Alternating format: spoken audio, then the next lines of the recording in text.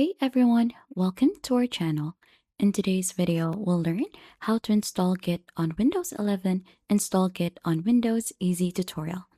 So in this tutorial, I'll walk you through the steps to install Git on Windows 11.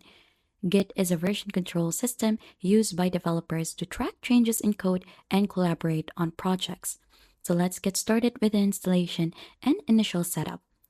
To begin, you need to go to the official Git website, which is git/scm.com. Now, on their homepage, you'll just need to click on the Download for Windows button. So the download will start automatically for the latest version of Git. So as you can see, we have Download for Windows in here. Click onto that, and you'll just need to go ahead and choose the installer that is preferred for your device.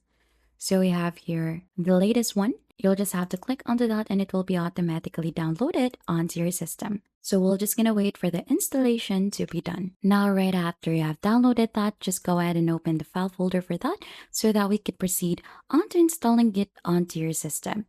So as you can see, it has been completed already and you'll just need to click onto this for the installation process to begin. So you'll get redirected onto their setup wizard.